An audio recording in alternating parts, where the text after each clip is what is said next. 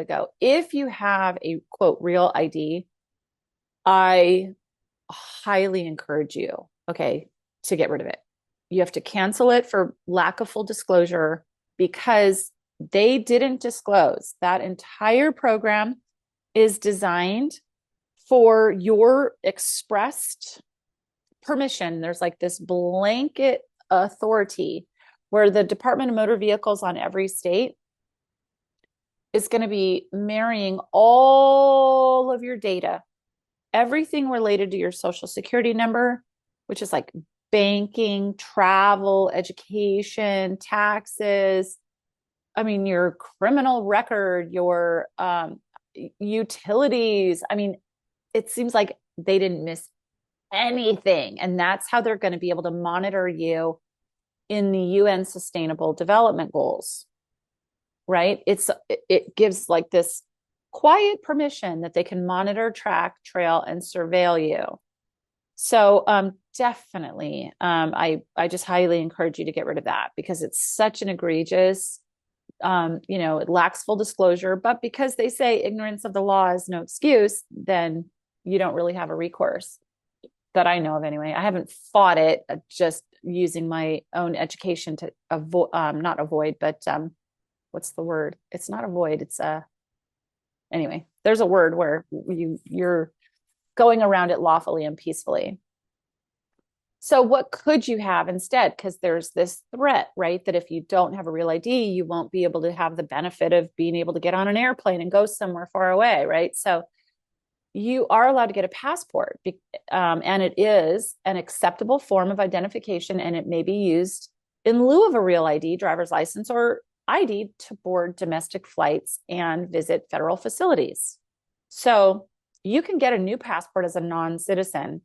I have heard through the grapevine that the instructions at Copper Moonshine Stills unfortunately lead to a federal document that has a new date on it. So they removed the check mark box for non-citizen. Okay. So you need to find an older version of the DS11. You could check off non-citizen. If you own a business, then you will want to convert your business into the private. In other words, if you have an LLC, a partnership, a corporation, either an S or a C corp, you're going to want a nonprofit, right? You're going to want to get that business out of the corporatocracy and onto the land. And there are instructions on how to do that on the TASA website. Also, if you want to serve your state assembly as a state citizen role, then you can't also serve your municipality, let's say. So you can't be a fiduciary or a voting member of any corporation board, right? So that could even be if you own or operate an S corp or a C corp, you can't be a voting member of that if you want to serve as a state citizen.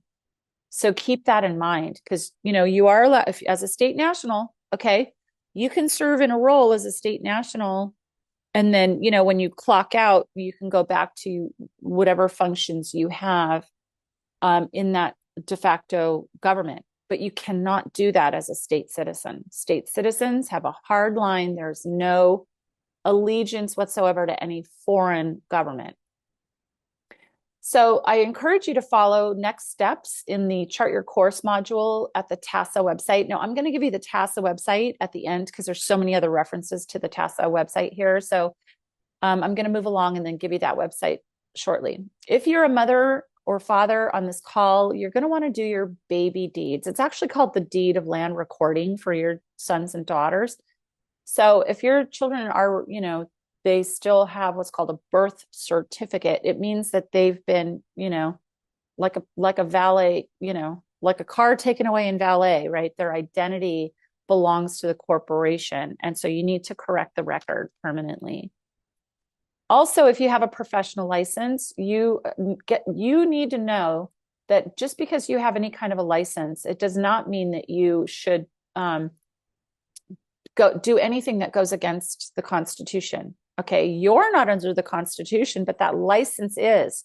So any of the activities that are performed as a function of the licensure is governed by the constitutions.